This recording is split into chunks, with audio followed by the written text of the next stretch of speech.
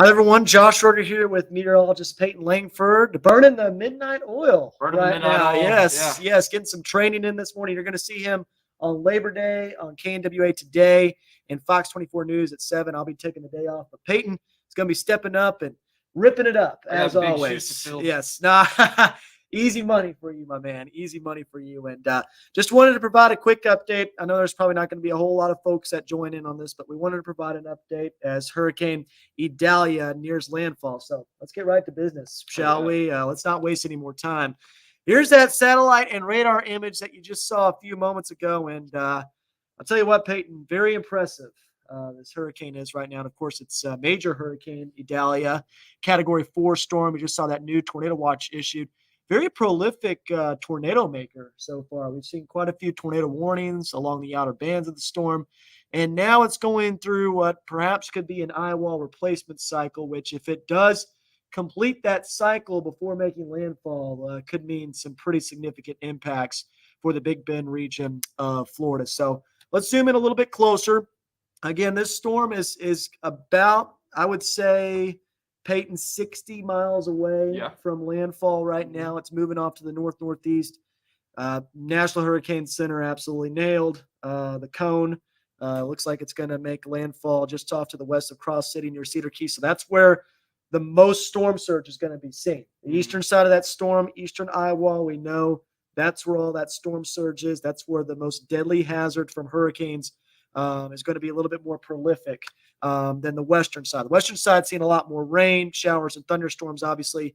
But I want to go back to Mega Doppler here, kind of in that similar view, Peyton, because look at all that lightning that's going on along the western side of the eye wall. That is a telltale sign. Yes. I mean, that is a telltale sign that this is a very, very strong hurricane. You don't usually see lightning on a whole lot of hurricanes, especially around the eye wall. But this right here tells you that this thing is really starting to ramp up. Definitely, Peyton, going through an eye wall replacement cycle, like you mentioned this morning. You can definitely see it on radar. So if it makes landfall in the middle of that replacement cycle, it will be a little bit weaker. Yeah, especially right near the eye wall. Yes. You won't see 12-foot storm surge, but you'll see 9 to 10 feet. Yes, so, which is still very significant, but not as impactful as 12 feet or catastrophic. But now, if it does complete that eye wall replacement cycle, that's bad news. It'll strengthen a little bit. Could strengthen 20 to 30 miles per hour stronger. Yes. Just before making landfall. Exactly. And that's what we are concerned about right now. Hopefully this doesn't slow down. Sometimes, Peyton, with these hurricanes, right before they hit land, that pressure gradient gets really, really tight. So then it slows down all of a sudden, and that allows it to complete that eye wall replacement cycle. That's what we saw last year with that hurricane that hit southern Florida. Yeah. Yes. So hoping that doesn't happen. Hopefully it's in the middle of its replacement cycle as it's pushing through Florida, but that's something we're going to be watching very closely as we go throughout the morning hours. Let's go right back to WSI here because I want to show these outer bands as well. I mean, we've seen quite a few tornado warnings throughout the day, obviously not showing up on satellite radar. We've only got one tornado warning in effect in Georgia at this time. But these outer bands, Peyton, just really causing a lot of problems in Central Florida. So this is what we talked about on the shows over the last several days. It's not only going to be the areas that you saw in the cone. It's going to be far-reaching impacts all the way down to the Florida Keys, Orlando, Daytona Beach. I mean, these areas are also seeing a pretty significant amount of rain, tornadoes, and strong winds. Yeah, I sympathize with these people completely, especially being on the east side. Being from Houston, we had Harvey come through, made landfall around Port Aransas, Corpus Christi area. I was on the northeast side of Hurricane Harvey. There were tornadoes not far from my house in northwest Houston. Yeah, and a very slow-moving hurricane as well, which caused all that flash flooding. Thank goodness this is not moving slowly. It's moving pretty quickly. Yes, this has been hauling. Yes, it has been hauling over the last several hours. But definitely a very impressive high-resolution satellite image there. Hopefully we can see this hurricane a little bit better once the sun comes up. Obviously, then we'll get a visible satellite imagery, a little bit better view of it. But definitely an eye wall replacement cycle, no doubt about it. I mean, you saw that clear eye earlier on in the morning. Now it's a dirty eye. This is what we call a dirty eye because there's convection going on within the eye. However, as that storm continues to get closer to land and slow down a little bit, it could show that eye again which means that it is going to be significantly stronger than what it already is. Which, by the way, Peyton, we were looking through this morning in the storm surge map. You could see that it's been a little bit tighter now. Obviously, now that we know where it's going to land, it's not as spread out, but it looks like that Cedar Point area or Cedar Beach, I think that's what it's called, right? Cedar Point. I'm going to zoom in here. Cedar Key. Cedar Key. I think you're right about that. Cross City and Cedar Key. Yeah. Roller coasters on your mind. Yes, I know. I got a lot. Yeah, Cedar Point. Great roller coaster spot. Cedar Key, Cross City, and Horseshoe Beach. Those are the areas that I was most concerned about yesterday, and it looks like that's exactly where the storm's going to be going through. Again, it's the eastern edge of the eye wall where the most significant storm surge is going to be. Because notice you get a little farther west, and it's not as significant. Still up to about 3 to 5 feet, but not up to 12 feet like some of these other areas could see. Yeah, it's because you got the motion of the storm, which is moving north, and then you have the winds just adding on to the storm motion. So your winds are going to be a lot stronger on that eastern side. Yes, absolutely. So let's go ahead and look at the latest National Hurricane Center update, because we just now got confirmation it's Category 4 with the 4 a.m. Central update. We're going to get another one within the next 10 minutes or so. Now the National Hurricane Center is going to have an update every hour.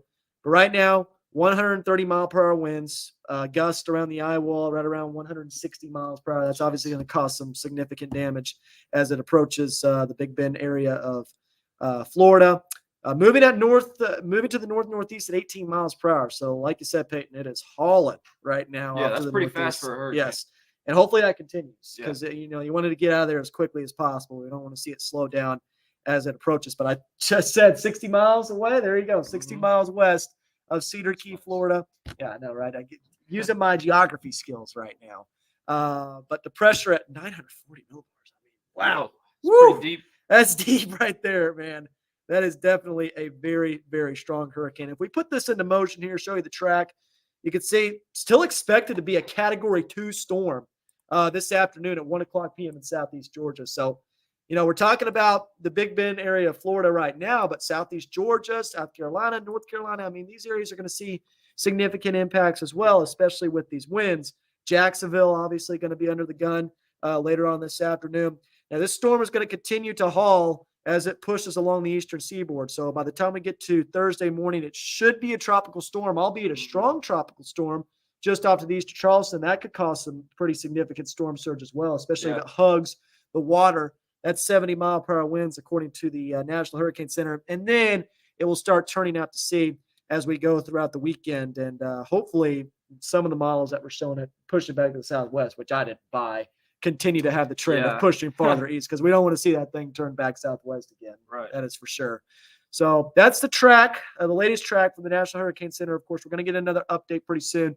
But Peyton, you got this pulled up right here. You want to explain what we're looking at? We're looking at a volumetric scan. Yeah, just of a the 3D storm. scan of the hurricane. And if we start from the back, we can see that eye wall starting to replace itself. You can see that new convection firing off, and it's pretty deep convection. So wow, close to 50,000 feet in the air.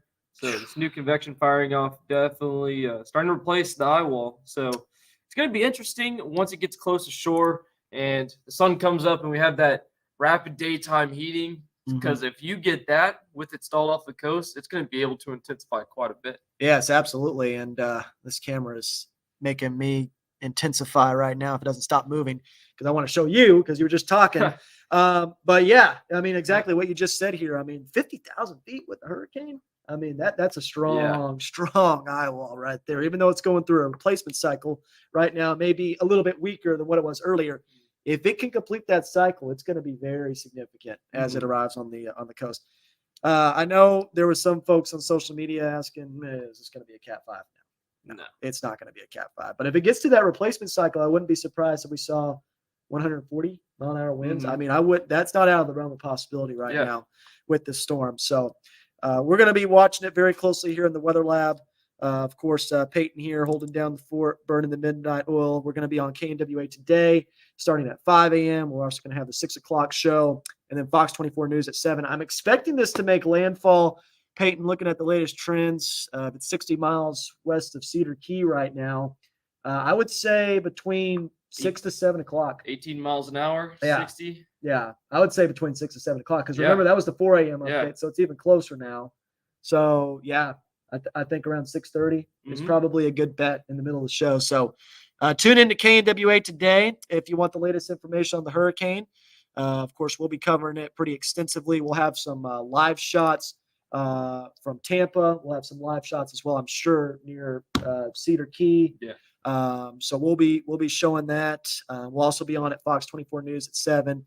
And I might do another live stream after that. I'm not 100% sure yet, but I think it will be pretty much past landfall by the time we get to 8, 9 o'clock. So we'll watch it very closely. But I know a lot of folks still asleep right now. You can rewatch this, and we'll continue to track the latest trends. But for now, Peyton and I are going to get ready for the shows, and we'll see you guys later. God bless everybody, and have a wonderful rest of your Wednesday.